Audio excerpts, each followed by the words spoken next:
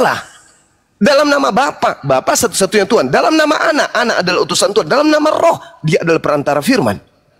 Tidak ada masalah. Yang bermasalah kemudian ketika Anda menggunakan dalil palsu, dalil sisipan. 1 Yohanes 5 nomor 7, sebab ada 3 yang bersaksi di surga, yaitu Bapa, Anak, dan Roh, dan ketiganya adalah satu. Sama seperti di bumi, darah, roh, dan angin, tiga-tiganya adalah satu. Pertanyaan saya, benarkah darah dan air, benarkah roh dan darah itu adalah satu?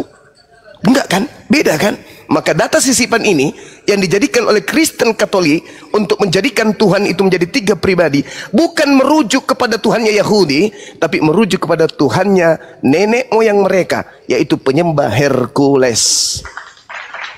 Oke, terima kasih. Aku sampaikan jawaban aku. Silakan. Disampaikan bahwa pernahkah Yesus mengatakan dirinya Tuhan? Nih, sekarang gini, siapa di sini manusia? Di sini ada Ito Norma. Apakah Ito Norma pernah berkata saya ini manusia? Tidak pernah tentu. Nora, Bang. Norma. Karena yang aja salah. Nora, oke, sorry. Karena mata aku belum pakai kacamata. Karena Ito Nora ini nggak pernah berkata dirinya saya manusia. Orang lain yang mengetahui dia seorang manusia. Dan Yesus orang lain yang mengetahui dia seorang Tuhan. Dari pernyataan muridnya mengatakan bahwa dia adalah Tuhan. Demikian. Tidak ada itu. Anda berbohong, Anda berdusta. Yohanes 17 dalilnya. Jelaskan dulu, saya jelaskan. Yohanes 10-15 detik. Ayat 28 sampai 29 dikatakan. Ayat 28 dikatakan Thomas menjawab, "Ya, Tuhanku dan Allahku." Kemudian ayat 29-nya Yesus mengkonfirmasi. Kata Yesus kepadanya, "Karena engkau telah melihat baru engkau percaya.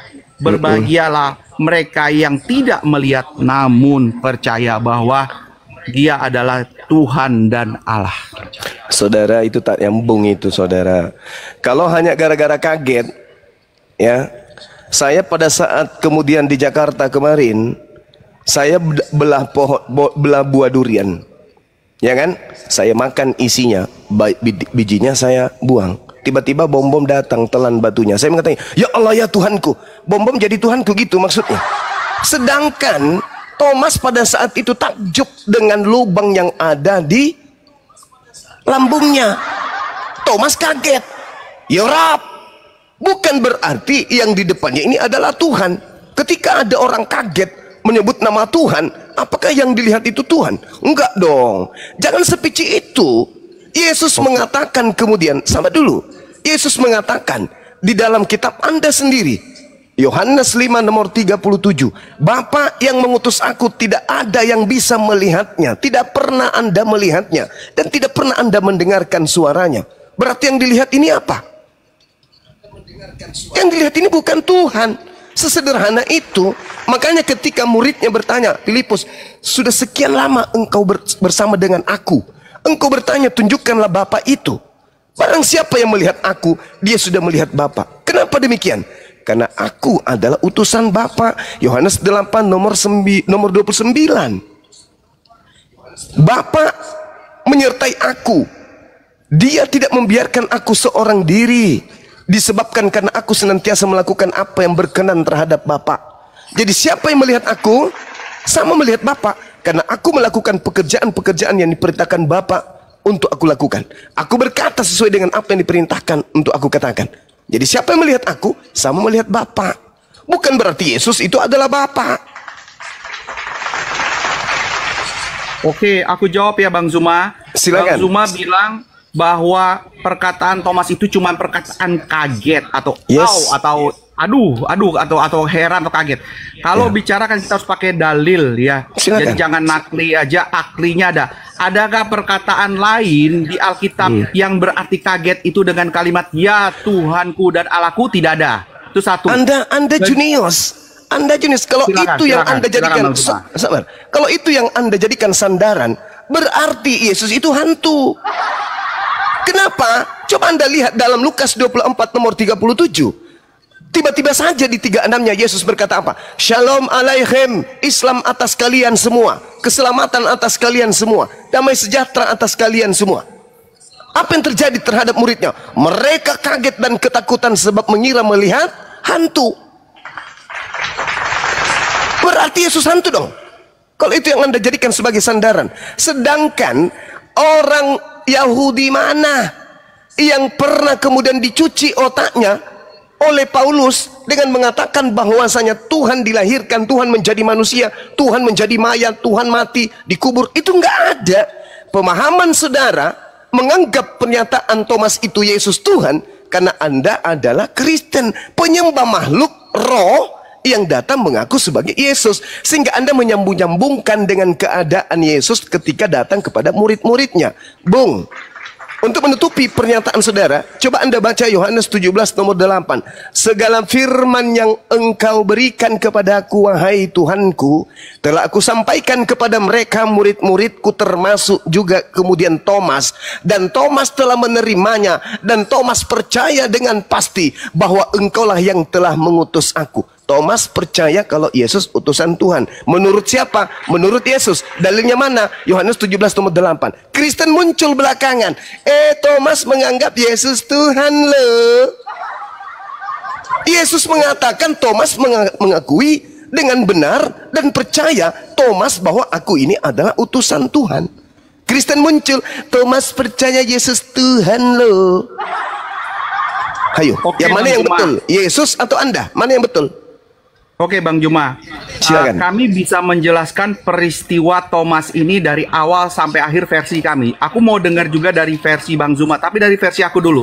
Dari versi aku secara singkat dikatakan bahwa murid-murid Yesus sedang berkumpul, mereka penuh ketakutan setelah Tuhan Yesus disalibkan. Kemudian itu ruangan tertutup, tidak ada pintu terbuka, terkunci. Tiba-tiba Tuhan Yesus hadir, kaget mereka. Sebelum itu Thomas berkata dulu bahwa Tuhan Yesus tidak mungkin bangkit kembali, dia sudah mati. Sementara murid yang lain percaya bahwa dia akan bangkit. Kemudian tiba-tiba Tuhan Yesus muncul di antara mereka dan kaget. Terus kemudian Tuhan Yesus berkata, cucukkanlah tanganmu di lambungku dan percayalah. Kemudian baru Thomas percaya dan berkata, ya Tuhanku dan Allahku. Ini sebuah peristiwa yang bukan kaget. Ini sebuah peristiwa yang sangat-sangat di luar nalar manusia. Karena orang yang sudah mati bisa muncul, ada lambungnya sudah tertusuk, dan kemudian dia mengatakan Tuhanku dan Allahku. Bukan sebuah peristiwa yang kaget. Ini peristiwa yang sangat-sangat di luar nalar manusia. Bagaimana Islam menjelaskan peristiwa itu seperti saya menjelaskan? Silakan.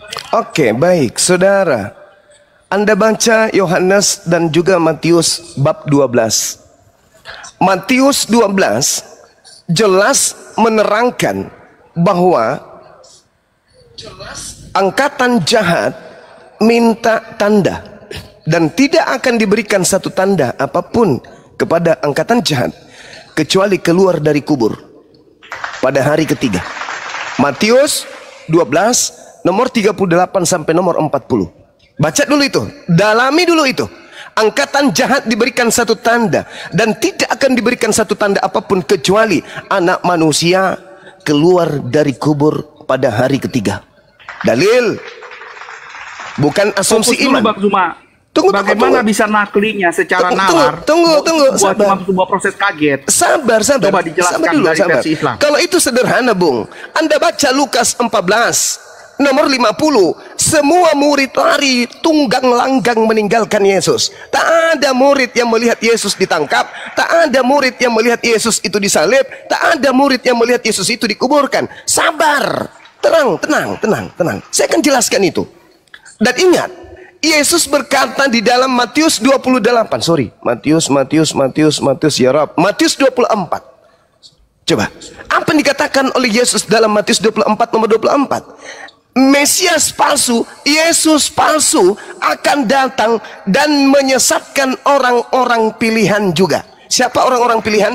Yohanes 6 nomor 70. Bukankah aku yang memilih engkau yang 12 orang? 12 orang ini adalah orang pilihan. Orang pilihan juga akan disesatkan. Jadi yang datang tiba-tiba pada saat keluar dari kubur itu sudah bukan Yesus asli. Lihatlah tanganku, lihatlah kakiku, rabalah aku, inilah aku. Adakah di antaramu yang punya makanan, dikasih ikan goreng, dikasih madu? Itu bukan Yesus. Ingat Yohanes 12 nomor 31, Yesus berkata apa? Sekarang berlangsung penghakiman atas dunia ini. Sekarang juga penguasa dunia ini akan dilemparkan keluar dari gua. Yang keluar dari gua yang dibuat oleh Arimatea, Yusuf Arimatea. Siapa?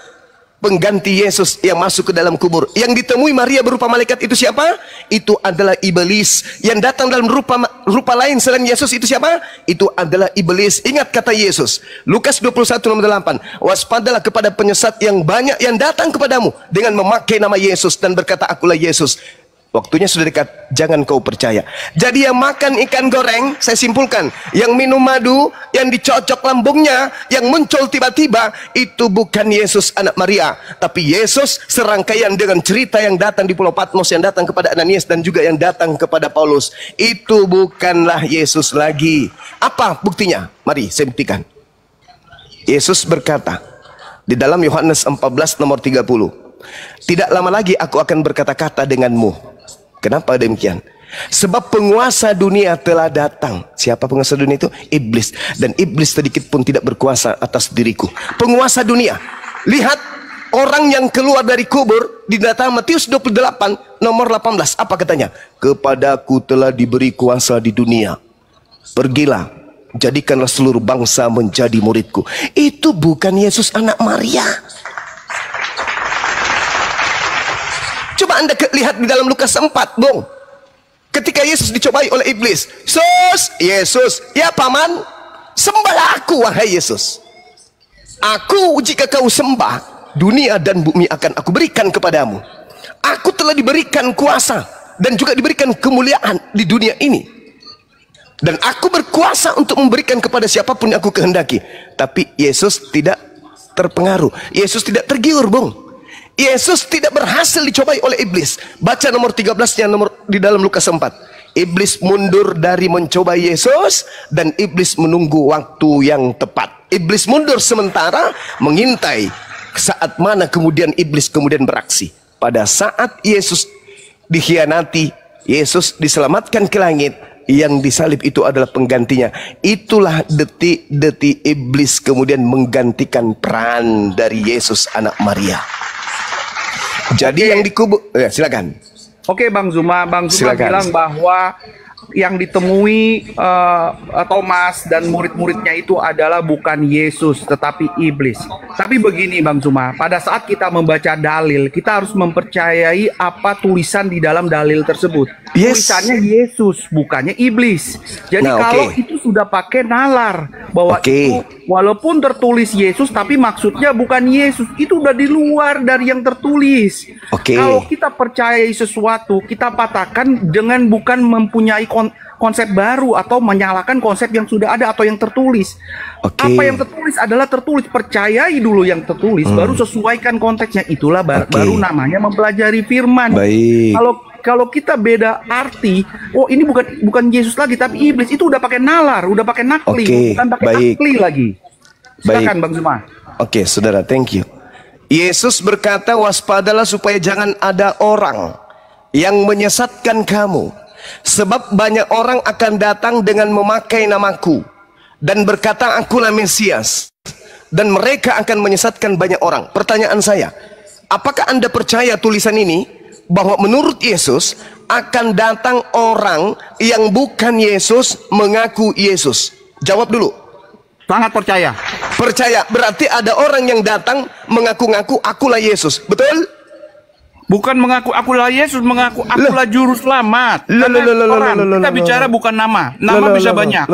Sekarang nama iblis pun banyak. Nama Yesus pun banyak. Dalil nakli yang Anda gaungkan tadi. Sebab banyak orang akan datang dengan memakai namaku. Namaku siapa? Yesus. Berarti orang itu datang dengan memakai nama Yesus.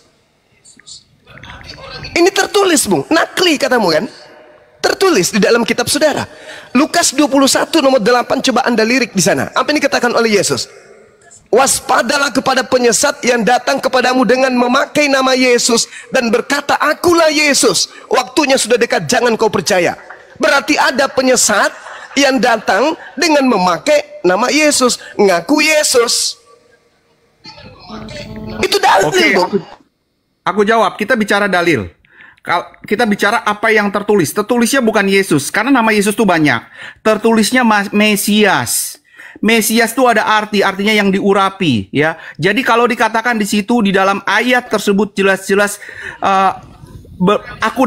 dengan memakai namaku, akulah dia, dan mereka akan menyesatkan banyak orang. Kemudian berkata bahwa akulah Mesias. Jadi yang dimaksud adalah Mesias. Ya, berarti oknum yang datang ini mengaku Mesias. Coba Anda lihat di dalam Galatia 1 nomor 11 nomor 12. Aku menerima Injil bukan dari manusia, tetapi dari Mesias, Kristus Yesus. Baca. Yesus manusia. Paulus menerima bukan dari manusia. Berarti bukan dari Yesus. Tapi makhluk ini mengaku Yesus. Berarti tergenapi yang dinubuatkan oleh Yesus. Waspadalah kepada penyesat. Penyesat itu apa dalam bahasa Yunaninya? Planos, pembohong, iblis, evil. Itu jelas itu. Jadi kalau Anda mengatakan saya menyembah Yesus, oke, sah-sah saja. Karena memang ada penyembah Yesus. Ada penyembah iblis. Coba Anda lihat ketika ada upaya orang Yahudi membunuh Yesus dalam Yohanes 8. Apa yang dikatakan oleh Yesus? Jika firmanku ada di dalam dirimu, engkau akan berusaha.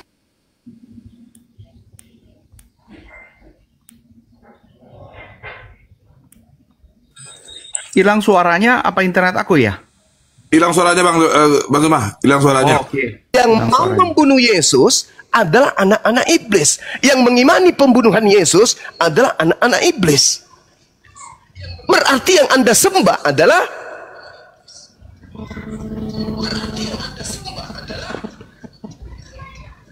iblis. Makanya di dalam Matius 7 nomor 22 nomor 23, sang penyembah iblis ini datang kemudian kepada Yesus. Yesus, ya paman, bukankah kami bernubuat pakai namamu, mengusir setan pakai namamu, bermujizat pakai namamu? Apa kata Yesus? Kaget dia. Sungguh kalian itu penyesat. Aku tidak mengenal kalian. Enyahlah daripadaku. Loh, kenapa bisa? Karena selama ini Kristen mengharap yang mereka sebut Yesus itu adalah anak Maria yang datang di tengah-tengah Bani Israel. Tapi ternyata Yesus yang kalian ikuti adalah Yesus yang dinubuatkan oleh Yesus. Dia akan menyesatkan banyak orang. Itulah yang kalian sembah. Maka ketika Anda bertemu dengan Yesus yang asli, Yesus mengatakan apa? Aku tidak mengenal kalian loh. Padahal kurang apa lagi gereja? Kurang apa lagi pendeta, pastor?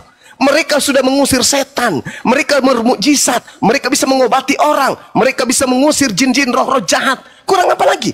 Tapi apa endingnya? Diusir. Apa sebabnya? Karena mereka menyembah Yesus palsu yang mereka jadikan suatu kebanggaan. Iblis tertawa terkekeh-kekeh ketika melihat orang murtad, ketika mereka melihat orang mualaf, iblisnya menangis, kurang pengikut. Ketika murtad, iblisnya tertawa, hahaha, bertambah pengikut. Terang itu, Bung. Matius 7:22 nomor 23.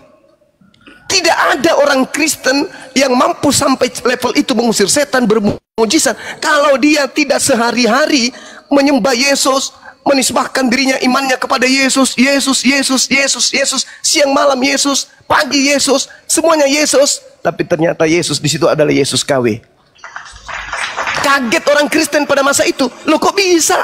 Bukankah kami bernubuat pakai namamu loh? Bermujizat pakai namamu juga. Bahkan mengusir setan pakai namamu. Apa kata Yesus? Pada saat itulah aku akan berterus terang kepada mereka. Enyahlah daripadaku, kalian semua adalah pembuat kejahatan. Kalian akan protes. Kenapa bisa Yesus? Kami melakukan ini. Hei saudara, kamu punya Bible di dalam Matius 7 nomor 15. Kan sudah jelas di situ tertulis. Waspadalah kepada nabi-nabi palsu yang datang kepadamu dengan yang menyamar seperti domba, pada mereka adalah serigala buas.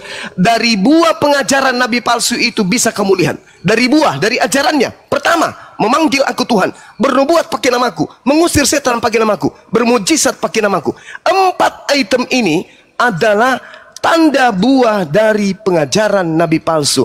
Dan kamu baca kan Bible itu? dan kamu sadarkan tentang itu, kenapa kamu masih menjadi Kristen? Pertama, Maka nyahlah daripadaku, jawabannya, kalian semua adalah pembuat kejahatan. Itu endingnya dari semua yang kalian lakukan sebagai Kristen di muka bumi ini. Silakan. jawabannya Bang Zuma, pertama, karena Silakan. Yesus sendiri tidak pernah mengatakan bahwa dia adalah pembawa kejahatan. Yesus sendiri tidak pernah mengatakan bahwa dia adalah iblis. Yesus sendiri tidak mengatakan bahwa dia adalah palsu. Bang Zuma membaca Matius 7 ayat 21, 23. 21, 23 ini menjelaskan secara lengkap seperti ini. Bukan setiap orang yang berseru kepadaku, Tuhan, Tuhan, akan masuk ke dalam sorga. Karena seperti Melainkan. contohnya sahabat kita Esau ini menyebut nama Tuhan, Tuhan, tapi dia belum tentu masuk sorga. Melainkan. dia Jangan yang diputus. melainkan dia yang melakukan Melainkan dia. gantian Om Zuma. Melainkan dia yang melakukan kehendak Bapakku Bagus, yang di kena surga. kau di situ. Pada hari terakhir banyak orang yang berseru kepada kau, Tuhan, Tuhan, bukankah kami bernubuat demi namamu, mengusir setan demi namamu, mengadakan banyak mukjizat demi namamu. Pada Itu siapa? waktu itulah aku akan berterus terang kepada mereka dan berkata, aku tidak pernah mengenal kamu, nyala daripadaku kamu sekalian pembuat kejahatan. Jadi begini, dan Zuma, Tuhan berbicara hati, Yesus berbicara hati. Banyak orang mulutnya A, hatinya B. Banyak orang bilang saya anak Tuhan, seperti Om Saus ini mengaku anak Tuhan, mengaku Kristen. Begitu dengar sesuai dengan isi Alkitab. Nah, orang-orang seperti inilah yang dimaksudkan Tuhan Yesus, Bang Zuma. Supaya orang-orang seperti ini ada. Makanya ada denom seperti yang tadi Ito Nora tanyakan. Mengapa ada denom? Karena ada orang-orang seperti ini. Ini pun sudah dinubuatkan oleh Tuhan Yesus. Demikian Bang Zuma. Terima kasih. Oke, baik. Saya tertarik dan saya terenyuh. Anda mengatakan apa? Yesus tidak membawa kejahatan. Subhanallah. Yesus orang suci. Masya Allah. Yesus bukan pendosa. Dengan kata lain, ketika dia bukan membawa kejahatan, ketika dia membawa sebagai juru selamat, ketika dia orang suci, dia orang baik, dia orang benar, maka haram hukumnya Yesus disalib. Masih pakai kalimat dia. Kalau saya belum selesai. Silakan, Bang Zuma. Saya belum selesai. Haram hukumnya Yesus disalibkan karena dia adalah orang benar. Dia adalah orang suci. Sedangkan yang disalib itu adalah orang yang dikutuk oleh Tuhan. Siapa yang dikutuk oleh Tuhan? Sudah pasti bukan Yesus. Karena bukan Yesuslah yang disalibkan, maka Yesus kemudian memberikan tanda Yunus. Tanda Yunus akan diberikan kepada angkatan jahat, yaitu 3 hari bangkit dari kubur. Kenapa? Karena yang disalib itu bukanlah Nabi Isa, bukan Yesus. Dia orang suci. Apa dasarnya kemudian Yesus itu dibunuh? Sedangkan di dalam kitabnya orang Yahudi mengatakan, Keluaran 23 nomor 7 nomor 8, jangan kau membunuh orang yang tidak bersalah, jangan kau bunuh orang yang benar, sebab aku Tuhan tidak akan membenarkan Kristen yang bersalah dengan menebus dosa mereka menggunakan orang yang benar. Itu mustahil terjadi. Pahami itu dulu. Berarti dari sejak awal Kristen ini memang sudah keliru. Kenapa? Coba Anda dalami lagi. Habis ini Anda turun, dalami Yohanes 11 dari 45 sampai nomor 57. Rupa-rupanya penyaliban Yesus itu dasarnya, latar belakangnya tidak ada sedikit pun berdasarkan atas dosa waris, tidak ada atas tebusan dosa, tidak ada karena dosa-dosa orang Kristen, tak ada sama sekali. Yesus ingin dibunuh oleh tuan rumah, oleh orang Yahudi karena unsur politik ekonomi saja. Baca di dalam Yohanes 11 nomor 45 sampai nomor 57, Anda akan tamat di sana. Rupa-rupanya konsep nebus dosa bla bla bla bla bla bla bla bla itu adalah hasil buah dari pengajaran iblis yang datang kepada Paulus. Salah satunya Roma 14 nomor 9. Untuk itulah Yesus mati agar dia bangkit untuk menjadi Tuhan bagi orang Kristen. Nauzubillah summa nauzubillah. Pahami itu. Ini terakhir, Anda tanggapi nanti. Tuhan berkata di dalam Yesaya 43 nomor 10, engkaulah saksi-saksiku. Tidak ada Tuhan yang dibentuk, tidak ada Tuhan yang dijadikan, tidak ada Tuhan yang dibentuk sebelum aku dan setelah aku. Anda baca Filipi 2 nomor 6, nomor 7, nomor 8. Anda baca tuh. Itu ajaran dari mana nih? Dalam keadaannya sebagai dewa, Theos, dia tidak mempertahankan ketewasannya, melainkan mengosongkan diri. dan mengambil rupa manusia dan menjadi hamba dan menjadi taat sampai mati di atas tiang salib. Pertanyaan saya, siapa oknum yang datang mengambil rupa manusia, mayat dikubur, dimasuki, mayat itu keluar dari kubur lalu menjadi Tuhan bagi orang Kristen? Itu siapa, Bung? Tidak mungkin Tuhan masuk ke dalam tubuh mayat yang ada dalam kubur lalu keluar. Tidak mungkin. Yang melakukan itu adalah iblis. Makanya Yesus berkata dalam Yohanes 12 nomor 31, sekarang berlangsung penghakiman atas dunia ini. Sekarang penguasa dunia ini akan dilemparkan keluar. Keluar dari mana? Keluar dari kubur. Untuk apa? Untuk menggenapi kemudian tanda jahat yang diminta oleh angkatan jahat, yaitu bangkit dari hari ketiga. Coba, Anda jenius bukan? Saya syukur kalau Anda jenius. Silakan, silakan. Semuanya bisa saya jawab dan ada dalilnya. Cuma Bang Zuma terlalu banyak materi yang disampaikan, jadi saya mau jawabnya satu persatu panjang sekali. Saya coba jawab yang satu aja dulu, yang awal. Yang tadi Bang Zuma bilang, bukankah yang terkutuk itu orang yang berdosa, orang yang dikutuk lah ya, orang yang disalib itu orang yang terkutuk. Betul sekali, dan ada dalilnya. Silakan. Ada aklinya. Kita buka di dalam Galatia 3 ayat 13 dikatakan, Kristus menebus kita. Jadi ini adalah karya penebusan Tuhan Yesus kepada kita semua. Sebagaimana kawan-kawan biasa memotong kambing untuk menebus dosa, demikian yang dilakukan. Kristus menjadi kutuk bagi kita semua, rela mengorbankan dirinya menjadi kutuk. Karena apa? Karena dalam adat Yahudi, orang-orang yang disalib itu orang-orang terkutuk, orang-orang yang sudah berdosa. Itulah dia dosa besar. Kristus Yesus akan menghapus dosa dunia, dosa yang begitu besar. Sehingga karya keselamatan Kristus inilah tertulis, semua ada dalilnya, semua ada penjelasannya di semua. Bahkan kutuk yang dimaksud kutuk karena kita, bukan karena Yesus. Dikatakan begini, Kristus telah menebus kita dari kutuk hukum Taurat dengan jalan menjadi kutuk karena kita. Sebab tertulis, terkutuklah orang yang digantung kayu salib. Jadi memang betul, tapi harus memahami konteksnya. Bagaimana konteks Kristen memahami Yesus Kristus bersedia menjadi kutuk, menjadi pengorban? Konsepnya begini. Dari awal perjanjian lama menjelaskan penghapusan dosa melalui korban bakaran. Dan itu juga yang dilakukan tetangga kita RT 6 kan, kawan-kawan kita di sini. Yaitu mengorbankan korban bakaran. Harus ada darah tercurah. Ya, itu dia. Tapi itu mengampunkan dosa satu orang, dosa sementara, dosa saat itu. Besoknya berdosa lagi, harus potong lagi. Besoknya berdosa lagi, harus potong lagi, dan seterusnya. Itulah cerita perjanjian lama. Lalu karya keselamatan ini sudah ada sejak nubuatan Yesaya, Nabi Yesaya. Nabi Yesaya menjelaskan daripada mula, dan ini perkataan Tuhan, daripada mula akan hadir juru selamat. Itu karya keselamatan.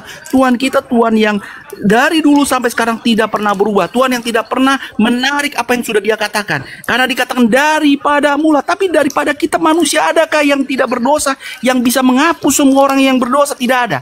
Karena semua manusia telah berbuat dosa. Semua manusia telah kehilangan kemuliaan Allah. Dan sebab upah dosa ialah maut.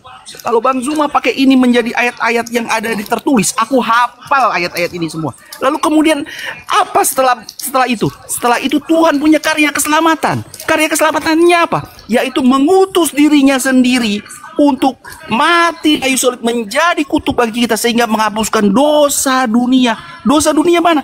Dosa orang yang percaya kepadanya, karena Dia adalah perantara. Jadi sekarang ada dua jalan. Jalan pertama adalah jalan tetap potong-potong korban bakaran, baru dosa terhapus. Itu jalan pertama. Tapi Rasul Paulus berkata, itu tidak mampu kalian, karena kalian sudah kedagingan, kalian dosa. Bahkan hukum Allah yang terbaru adalah hukum kasih. Berpikir adalah dosa. Siapa di sini yang hari ini tidak berdosa? Kalau gitu kalian potong teruslah sampai terus-terusnya. Karena apa? Kami sudah ada perantaranya. Perantaranya itu satu kali potong, satu kali melalui kutuk, melalui kayu salib, satu kali potong untuk selamanya. Melalui perantara Yesus Kristus, percaya kepada Tuhan Yesus sebagai juru selamat. Demikian, terima kasih Bang Zuma. Oke, baik. Dengarkan saudara ya. Ketika Anda membawa data Galatia 3 nomor 13, ingat makhluk yang datang kepada Paulus, dialah yang membisikkan itu. Bukan firman Tuhan yang kau sebutkan barusan, tapi bisikan makhluk roh yang datang hanya berupa cahaya dan suara kepada Paulus. Itu dulu, catat itu. Itu bukan firman Tuhan. Itu adalah hasil bisikan makhluk yang datang kepada Paulus. Kristus telah menebus kita. Kenapa enggak menyebut Yesus di situ? Kenapa? Kenapa enggak menyebut Yesus? Yesus telah menebus kita. Kenapa hanya Kristus? Karena Kristus itu dalam kaidah Islam itu Al-Masih. Ada dua yang bergelar Al-Masih, Iblis, Dajjal, dan juga Isa alaihi salam. Catat itu. Kristus telah menebus kita. Kristus telah menebus Kristen dari kutuk hukum Taurat. PR pertama kamu, sejak kapan Taurat itu adalah kutuk? Justru di dalam Ulangan 27 nomor 26, terkutuk orang yang tidak menjalankan hukum Taurat. Bukan Taurat yang kutuk. Itu sudah dibolak-balikkan oleh iblis. Kristus telah menebus Kristen dari kutuk hukum Taurat. Taurat ini tidak berlaku untuk Kristen. Taurat itu hanya berlaku untuk Bani Israel. Kalau ada Kristus terkutuk karena hukum Taurat, maka dia terkutuk untuk Bani Israel, bukan untuk Kristen. Taurat itu hanya untuk Bani Israel. Kristus telah menebus kita dari kutuk hukum Taurat dengan jalan menjadi kutuk. Sebab ada tertulis. Nah, camkan nih baik-baik. Sebab ada tertulis. Terkutuklah orang yang mati digantung di tiang pohon. Itu ada tertulis. Kata Paulus. Di mana tertulis harus dicari. Supaya Paulus ini tidak disebut sebagai pembohong. Ternyata bisikan yang datang kepada Paulus itu betul. Ada tertulis di dalam Ulangan 21. Apabila ada orang yang melakukan dosa yang sepadan dengan hukuman mati, lalu kau gantung dia, jangan kau biarkan semalam-malaman di atas pohon. Sebab orang yang dikutuk Tuhan, jangan mayatnya menyentuh tanah yang diwariskan Tuhan kepadamu. Berarti menurut saudara, Yesus ini adalah pelaku dosa yang sepadan dengan hukuman mati. Pertanyaannya, dosa apa yang Yesus lakukan sampai dia harus digantung? Ini dalil, Bung. Sebab ada tertulis, terkutuklah orang yang digantung. Tertulisnya di mana? Di Ulangan 21. Sedangkan di Ulangan 21, yang dikutuk Tuhan adalah dia yang melakukan dosa yang sepadan dengan hukuman mati. Pertanyaan saya, dosa apa yang Yesus lakukan yang sepadan dengan hukuman mati? Itu satu. Nanti Anda membawa, oh tidak, itu dosa-dosa kami. No, tidak bisa. Yang dihukum gantung adalah si pelaku, bukan menanggung dosa yang lain. Nah, Anda lihat tentang kurban. Al-Quran menarasikan, a'udzubillahi minasyaitonirrajim, walikulli ummatin ja'alna mansakal liyazkuru smallah ala ma razaqahum min bahimatil an'am. Setiap umat diberikan kaidah, yaitu berkurban dengan menggunakan hewan ternak. Imamat 1 nomor 2, katakanlah kepada orang Yahudi, kepada orang Israel, apabila mereka hendak mempersembahkan korban persembahan dosa korban persembahan kepada Tuhan untuk menghapus dosa, maka ajarkan mereka, perintahkan mereka untuk mempersembahkan hewan ternak, domba, kambing, lembu, sapi. Pertanyaannya, dari mana Kristen mendapatkan ilmu korbannya adalah manusia? Ayo, yang mempersembahkan korban kepada manusia, yang mengorbankan manusia untuk jadi korban itu hanya penyembah-penyembah iblis. Oke? Saya ulang. Yang mengorbankan kemudian manusia. Sabar. Yang mengorbankan manusia kemudian itu hanyalah apa? Penyembah iblis. Sementara Paulus sendiri mengatakan bahwa dia mempersembahkan manusia kepada iblis. Oke? Baik. Oke, silakan. Saya jawab, Bang Zuma. Baik. Yes. Ada 3 statement Bang Zuma tadi yang coba saya simpulkan. Yang pertama, yang datang ke Rasul Paulus adalah cahaya, bukan Yesus. Kita bicara dalil. Dalil adalah apa yang tertulis, ya akli. Dalilnya di dalam Kisah Para Rasul 9 ayat 36. Dikatakan itu dalam perjalanannya ketika ia sudah dekat Damsik, tiba-tiba cahaya memancar. Kita lanjutkan ke ayat yang berikutnya. Mengapa engkau menganiaya aku, Saulus, Saulus? Jawab Saulus, siapakah engkau? Tuhan. Katanya, akulah Yesus yang kau aniaya itu. Jadi terjawablah bahwa bukan cahaya tapi Yesus. Sudah ada penjelasannya, sudah ada dalilnya, sudah ada tertulis. Itu yang pertama. Yang kedua, Bang Zuma mengatakan bahwa dari mana ada kalimat bahwa kutuk itu hukum Taurat? Kembali saya katakan ada tertulis. Karena kita bicara dalil, kita bicara akli, bukan nalar kita. Apa aklinya? Galatia 3 ayat 10, apa katanya? Karena semua orang yang hidup dalam pekerjaan hukum Taurat berada di bawah kutuk. Jadi jelas bahwa yang hidup di dalam pekerjaan hukum Taurat berada di bawah kutuk. Itu kalimatnya seperti itu. Sebab tertulis, terkutuklah orang yang tidak setia melakukan segala sesuatu. Apa sih arti kutuk? Kita tahu arti kutuk adalah konsekuensi dari ketidakmampuan manusia untuk memenuhi standar Allah. Itulah kutuk. Makanya tidak ada yang mampu di sini melakukan hukum Taurat. Pikiran kita aja udah berdosa. Tindakan aja kita berdosa. Tiap hari aja kita berdosa. Ini aja yang kita lakukan, kita lagi berdosa ini. Kita lagi menghina orang, kita lagi berkata kasar, kita lagi ngambil kesimpulan masing-masing. Kita lagi berdosa ini, tiap detik, tiap menit kita berdosa. Jadi boleh sentuh pertanyaan saya, Bang? Ayatnya. Silakan, Bang. Siapa yang mengajarkan kemudian Kristen mempersembahkan manusia untuk menebus dosa kalian? Baik, saya jawab. Itu pertanyaan Bang Zuma yang ketiga. Itu dinubuatkan oleh Yesaya, bahwa Tuhan sudah menubuatkan kepada Nabi Yesaya daripada mula, karena daripada mula artinya dari orang-orang akan hadir, akan ada juru selamat di kota Daud. Jadi semua ada dalilnya, Juru semua selamat. ada aklinya, semua terjawab. Juru selamat yang saya tanya, dikorbankan seperti kambing disembeli, itu siapa yang ngajarin? Juru selamat kok dibunuh, mana sih? Saya jawab. Dari sejak perjanjian lama Tuhan sudah menetapkan bagaimana tata cara Perjanjian untuk penghapusan lama, dosa. saudara, perjanjian lama Imamat 1 nomor 2. Katakanlah kepada orang Israel apabila mereka hendak mempersembahkan kurban kepada Tuhan, agar mereka mempersembahkan domba, kambing, sapi, lembu. Mana persembahkan manusia mana? Justru di dalam Ulangan 18, janganlah kamu mempersembahkan anak manusia kepada dewa Molok. Oke, aku jawab, tapi jangan dipotong-potong, Bang Zuma, aku jawab. Saya butuh dalil, Bung. Jangan ngemis-ngemis membuat yang enggak nyambung. Ya, silakan.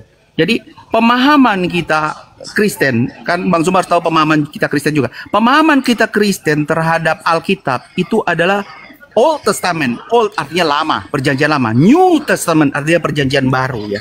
Ketika kita memahami Alkitab, kita memahami secara perjanjian lama dan perjanjian baru, bahwa Allah itu mempunyai perjanjian lama dan punya perjanjian baru. Ada perjanjian yang diperbaharui, artinya begitu. Jadi ketika kita mempercayai Alkitab dalam arti mencari makna Alkitab ini, kita nggak bisa mentok di perjanjian lama bahwa itu adalah janji lamanya, tapi ada janji barunya. Harus semuanya dibaca, harus semuanya mengerti, memahami bahwa ketika Tuhan memberikan wahyu kepada kita, which is Alkitab, itu lengkap. Jadi ketika kita hanya belajar perjanjian lama saja, kemudian menyalahkan perjanjian baru, itu karena belum lengkap kita belajar.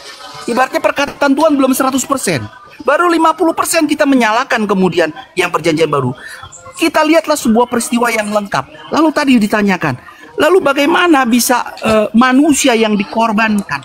Karena perjanjian ini menyatakan bahwa manusia yang akan dikorbankan akan mati di kayu salib, akan menebus dosa kita. Ada ayatnya juga di perjanjian baru. Jadi semuanya ada dalilnya. Mana dalilnya, Bang? Ajarlah kepada Bani Israel, apabila mereka ingin menghapus dosa, maka korbankanlah manusia. Mana dalilnya? Ulangan 18, apabila engkau sudah masuk ke negeri yang diberitakan, yang berikan kepadamu oleh Tuhan, maka janganlah engkau belajar berlaku sesuai dengan kekejian yang dilakukan bangsa-bangsa itu. Di antaramu janganlah didapati seseorang pun yang mempersembahkan manusia sebagai korban. Itu jelas itu. Jangan. Kata Tuhan, seorang pemantra atau seorang yang bertanya kepada arwah atau kepada roh peramal atau yang meminta kepada makhluk yang orang mati, kepada orang-orang mati. Sebab setiap orang yang melakukan hal itu adalah kekejian bagi Tuhan. Dan oleh karena kekejian-kekejian inilah Tuhan Elohimmu menghalau mereka dari hadapanmu. Jangan.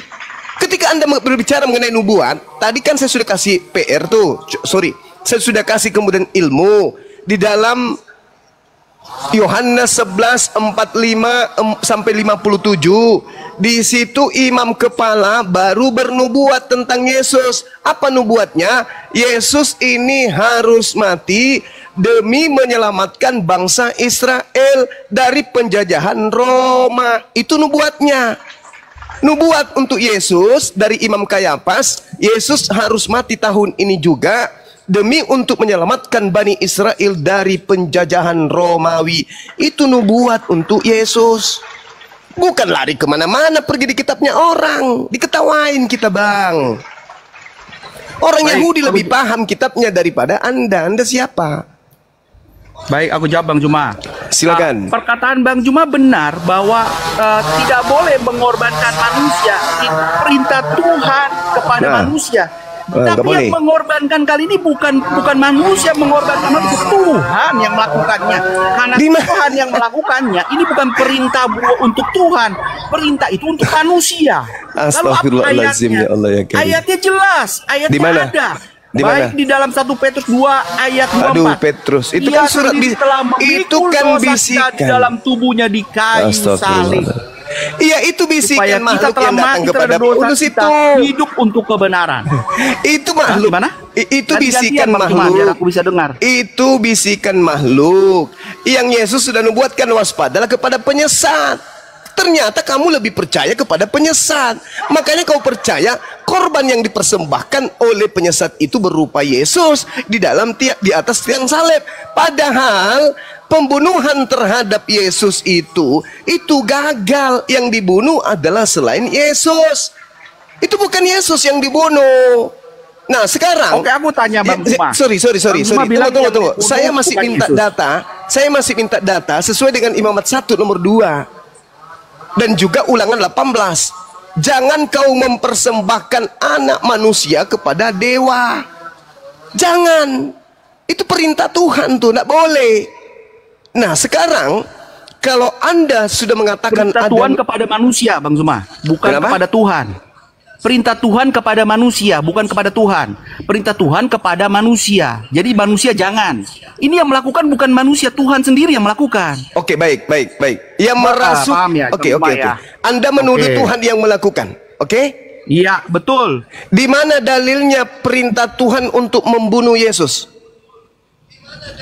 Dalilnya tadi yang saya baca. Ia telah menanggung dosa kita dengan mati. Astagfirullahaladzim, ya Allah ya Karim. Tak ada hubungannya. Coba Anda lihat di dalam Yohanes 8. Ketika orang-orang Yahudi datang ingin membunuh Yesus, kenapa Yesus tidak mengizinkan membunuh dirinya? Kenapa justru dia mengatakan, karena kamu tidak memiliki firman di dalam dirimu, maka kamu berusaha untuk membunuh aku. Coba, kalau Anda mengatakan bahwa itu adalah nubuat, berarti yang mau membunuh Yesus ini ada firman di dalam dirinya. Apa firman yang ada dalam dirinya? Ya itu yang Anda baca tadi, Yesaya itu. Faktanya tidak ada firman di dalam dirinya. Aku tahu bahwa kamu adalah keturunan Abraham, tetapi kamu berusaha untuk membunuh aku. Kenapa kamu berusaha membunuh aku? Karena firmanku tidak beroleh tempat di dalam kamu. Coba. Sementara Anda mengatakan bukan manusia yang mau membunuh, tapi Tuhan sendiri yang mau. Dengan melandaskan kepada Yesaya 53, entah apa-apa, Yesaya 9. Anda mengambil data itu. Kalau itu betul, Yesaya 9 atau Yesaya 53 harus digenapi, berarti orang-orang yang mau membunuh Yesus itu disebabkan karena pada diri mereka ada firman Tuhan, yaitu firman Yesaya 53. Kenapa kamu ingin membunuhku? Karena pada diriku ada Yesaya 53 yang harus kamu genapi. Mana? Yesus mengatakan, kamu ingin membunuhku karena kamu tidak memperoleh firman di dalam dirimu. Apa yang kulihat pada Bapa, itulah yang kukatakan. Dan demikian juga kamu berbuat tentang apa yang kamu dengar dari bapakmu. Bapakmu siapa? Bapakmu iblis. Jawab mereka kepada Yesus, Bapa kami adalah Abraham. Jawab Yesus, jikalau sekiranya kamu adalah anak-anak Abraham, tentulah kamu mengerjakan pekerjaan yang dikerjakan oleh Abraham. Tetapi yang kamu kerjakan justru adalah berusaha membunuh aku. Coba. Begini, Bang Zuma. Mana buktinya bahwa pembunuhan terhadap Yesus itu adalah kehendak Bapa? Mana? Sebuah tindakan itu punya niatan yang berbeda, Bang Zuma. Astagfirullahaladzim. Tadi sekarang gini, Bang Zuma, aku tanya Bang Zuma, ini sebenarnya standar sekali. Kalau ada 2 orang ke tempat warung kopi, bukan berarti niatannya selalu pengen ngopi. Ada yang pengen jemput adiknya, ada yang pengen kerja di kopi. Sama seperti tadi kita balikan tadi. Yang satu ingin membunuh karena niat jahat. Jadi niatan di dalam hati Yesus mengetahui niatannya. Jadi kita harus pakainya jangan berkata bahwa sekarang Tuhan ini kita bicara dalil, Bang Zuma. Jangan bicara nalar-nalar yang di luar dari dalil. Tertulis. Kalau sudah tertulis sudah ini tertulis orang-orang yang ingin membunuh Yesus adalah orang yang ingin menggenapi nubuatan yang kamu ambil dari kitabnya Yahudi. Tapi faktanya ketika orang-orang ini ingin membunuh Yesus, apa kata Yesus? Kamu tidak beroleh firman di dalam dirimu sampai kamu ingin membunuh aku. Jikalau kau adalah anak-anak Abraham, tentulah kau mengerjakan pekerjaan yang dikerjakan oleh Abraham. Tetapi yang kamu kerjakan justru berusaha membunuh aku. Aku seorang yang mengatakan kebenaran kepadamu, yaitu kebenaran yang kudengar dari Tuhan. Pekerjaan ini tidak dilakukan oleh Abraham. Kamu mengerjakan pekerjaan bapakmu sendiri, yaitu siapa? Iblis. Berarti yang ingin membunuh Yesus adalah yang ingin melaksanakan keinginan iblis. Enggak, keinginan sang ada Tuhan. Dua niatan yang berbeda. Ada dua niatan yang berbeda. Ada yang ingin membunuh karena tidak percaya Yesus adalah Mesias. Saudara, ingin membunuh karena tidak percaya bahwa Yesus adalah Tuhan. Gini. Kita nggak usah terlalu melebar. Saya ingin bertanya kepada saudara. Niatan membunuh Yesus itu keinginan iblis atau keinginan Elohim? Jawab. Menurut Yesus. Menurut Yesus. Menurut Yesus, orang yang ingin membunuhnya itu karena ingin melaksanakan keinginan iblis atau melaksanakan keinginan Elohim. Jawab. Oke, saya jawab ya. Saya jawab. Sebenarnya kalau kita pelajari lebih dalam Perjanjian Lama, Perjanjian Baru, ada perkataan-perkataan yang merujuk metafora. Dia merujuk kepada ini bukan metafora padahal lagi. Dia juga merujuk kepada Tuhan. Saya akan ke situ Bang Zuma kalau agar bisa memahami. Maksud saya yakin kalau Bang Zuma dengerin perkataan saya pasti tahu kelas saya dalam menjelaskan. Oke, saya ulang ya. Dalam Perjanjian Lama sampai ke Perjanjian Baru ada sebenarnya metafora perkataan yang kita harus memahami. Contoh dalam kisah Firaun, dikatakan bahwa Tuhan mengeraskan hati Firaun. Mengapa Tuhan mengeraskan hati Firaun agar Israel tidak kabur? Pertanyaannya, bukankah Tuhan pengen Israel kabur pergi dari tanah Mesir ke tanah Kanaan? Lalu mengapa Tuhan mengeraskan hati Firaun? Kemudian lagi saya sempat debat juga sama Bang Saiful mengenai Maleki dengan Samuel. Dikatakan di dalam Maleki kalimatnya iblis, di dalam Samuel di kalimatnya Tuhan. Mengapa ada dua kalimat yang berbeda? Mengapa satu iblis, satu merujuk pada Tuhan? Lalu kemudian lagi tadi Bang Zuma mengatakan, mengapa siapa yang ingin disalibkan? Apakah iblis yang ingin Yesus disalibkan atau Tuhan Yesus yang ingin disalibkan? Saya jawab seperti ini. Bang Zuma dan teman-teman semua, burung pipit pun jatuh tanpa seizin Tuhan tidak bisa. Rambut di kalian semua terhitung. Ada ayatnya, ada dalilnya. Maka dari itu Tuhan mengetahui semuanya. Dan Tuhan bertanggung jawab terhadap semuanya. Dan itu semua ada di dalam rencana Tuhan. Sehingga makanya walaupun iblis berencana, Tuhan sudah tahu itu semua. Makanya kadang-kadang pakai metafora-metafora yang berbeda. Memahami konteks Alkitab harus memahami secara keseluruhan. Tidak bisa comot-comot. Jadi kalau tadi Bang Zuma tanya siapa yang punya kehendak, ada dua kehendak di situ. Pertama kehendak iblis. Aduh. Jadi saudara saya telepon masuk jadi hilang suara saya kayaknya. Oke. Lanjut. Telepon masuk saya, sorry Bang Zuma. Tapi tadi sampai di mana? Silakan Bang, silakan. Oke. Tadi apa? Mengetahui ya. Mengetahui kehendak yang tadi apa tadi? Ada dua kehendak katamu. Aduh, langsung hilang apa yang mau saya ngomongin. Ada dua kehendak katamu tadi. Oke, ada dua kehendak. Kehendak iblis. Sama tadi kayak Bang Zuma bilang. Kan bukannya pengen Yesus supaya mati di kayu salib. Tapi ada dua niat. Yang satu niatnya membunuh karena tidak percaya dia juru selamat. Yang satu lagi adalah kehendak bahwa dia pasti akan mati. Makanya ketika ini kita siapa yang mengkhianati Yudas? Ketika Yudas mau pergi, kemudian Yudas dimasukkan iblis. Kemudian apa kata Yesus? Pergilah, lakukanlah segera apa yang ingin kau lakukan. Kenapa Yesus mengatakan begitu? Karena Yesus sudah mengetahui dari awal, pertengahan hingga akhirnya. Dialah Alfa dan Omega. Dia yang tahu semuanya dan semua akan berjalan sesuai dengan kehendak Tuhan. Demikian Bang Zuma. Tapi Yudas niatnya bukan pengen menjalankan ini rencana Tuhan, bukan. Niat ingin dapat duit, ingin dapat sogokan, supaya mengadukan Tuhan. Masing-masing dihukum karena niatnya. Ada orang berbuatannya bisa sama, tapi niatannya bisa berbeda.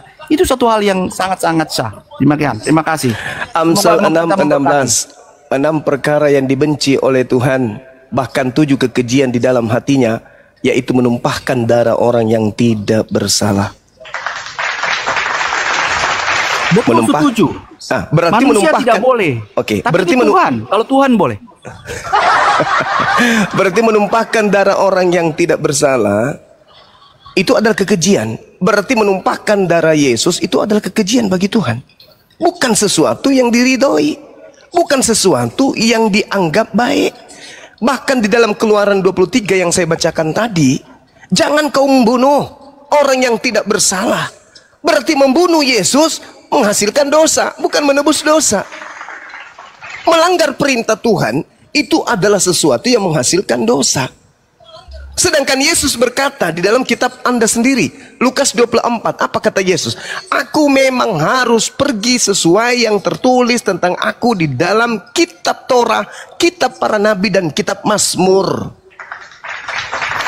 Tidak pergi sesuai dengan ada yang di dalam Filipi, Roma, Galatia, Efesus, tidak. Tetapi aku harus pergi sesuai dengan apa yang tertulis tentang aku di dalam Taurat. Apa di dalam Taurat itu? Jangan kau membunuh orang yang tidak bersalah. Yesus ingin dibunuh, Tuhan gagalkan. Tertulis di Mazmur 91. Kemudian ketika Anda berkata bahwa itu adalah keinginan Tuhan, buktinya Yesus mengatakan, engkau ingin membunuhku karena engkau mau melakukan keinginan-keinginan iblis bapakmu. Saya ulang lagi datanya.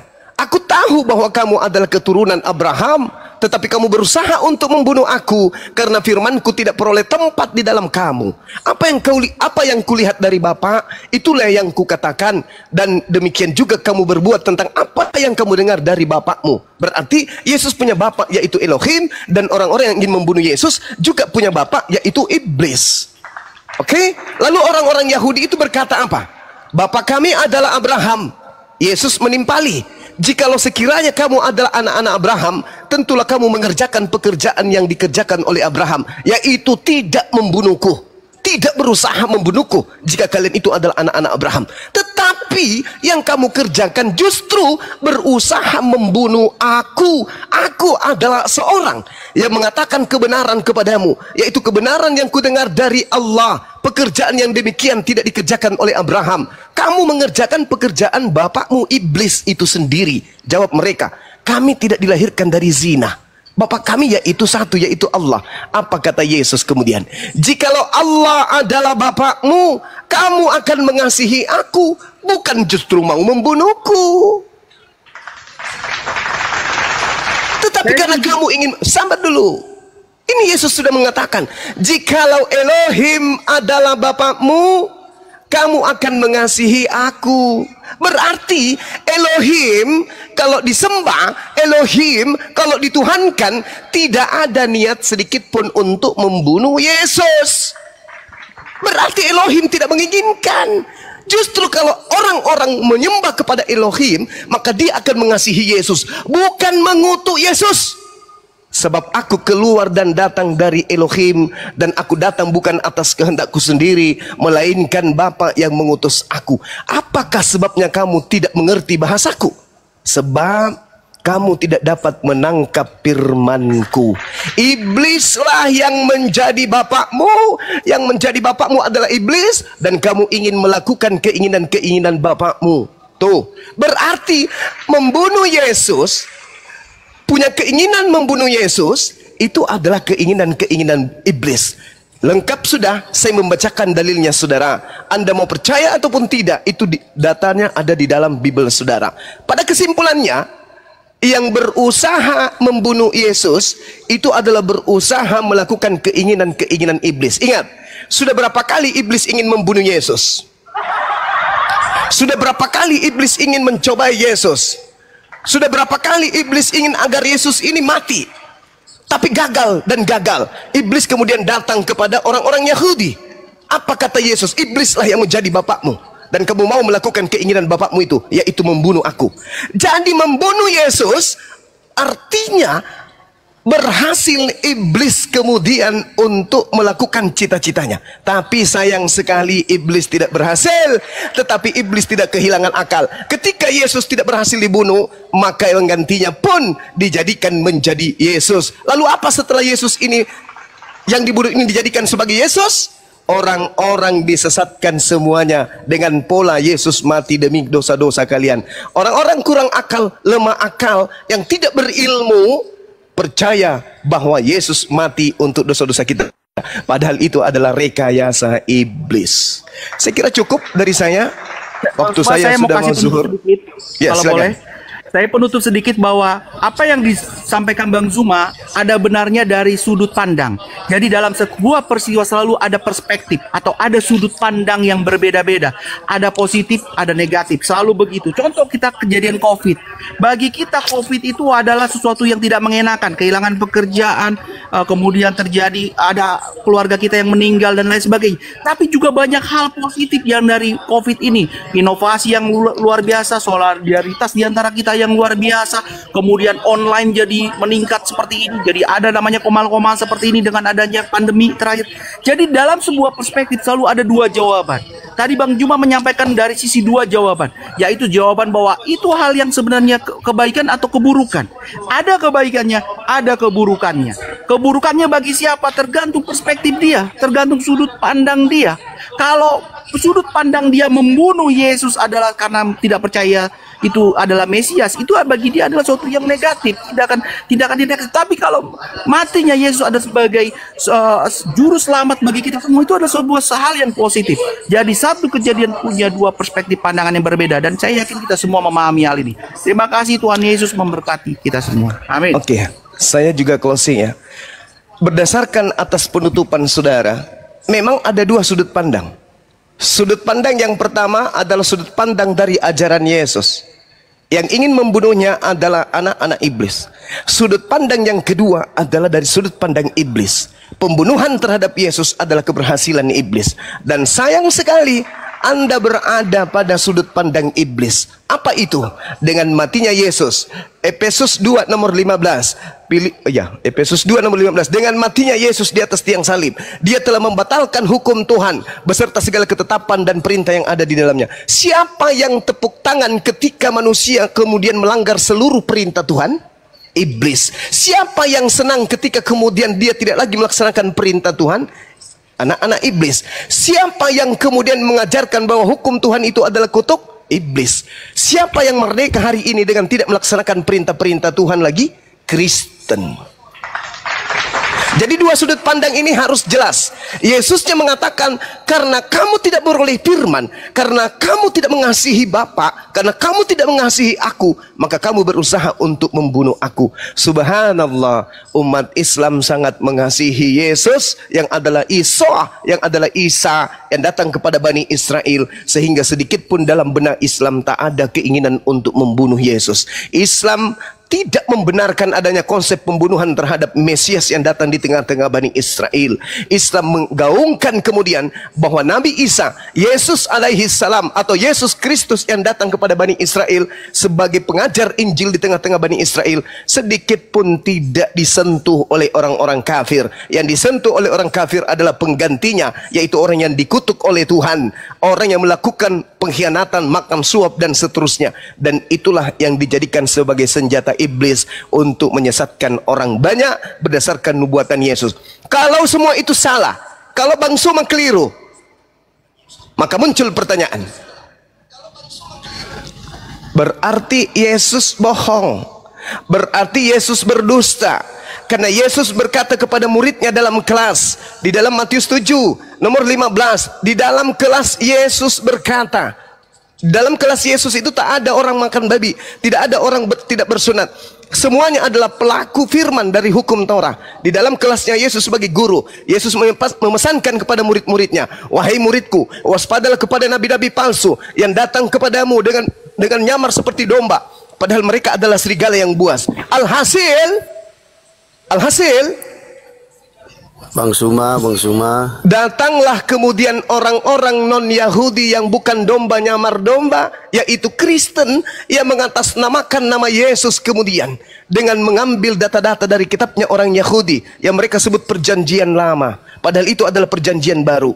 Tidak ada hubungannya antara pengakuan Kristen gereja mula-mula mengatakan hukum Taurat itu perjanjian lama. Sebenarnya hukum Taurat itu berdasarkan Yeremia 31 nomor 31 sampai 33, hukum Taurat itu adalah perjanjian baru.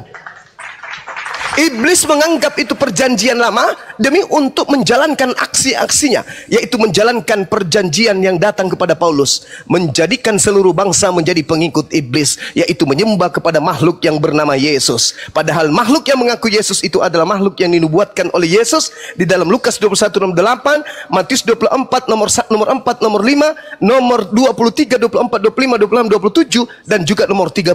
Subhanallah, yang disembah oleh orang Kristen adalah Yesus palsu. Ingat Yohanes 8 yang tadi nomor 38 sampai nomor 47, jelas sekali di situ ada dua kehendak. Kehendak Elohim, jangan bunuh Yesus. Kehendak iblis, bunuhlah Yesus. Dan Kristen kemudian terperdaya dengan mengimani pembunuhan terhadap oknum yang bernama Yesus. Saya kira demikian saudara. Saya pamit sementara mau ibadah sholat zuhur. Habis ini kalau masih diberi ruang kemudian saya akan kembali untuk melakukan terapi seperti biasa. Demikian. Subhanakallahumma bihamdi asyhadu an la ilaha illa anta astaghfiruka wa atubu ilaik. Salam tauhid, salam satu Tuhan. Jayalah Islamku, jayalah Indonesia kita. Assalamualaikum.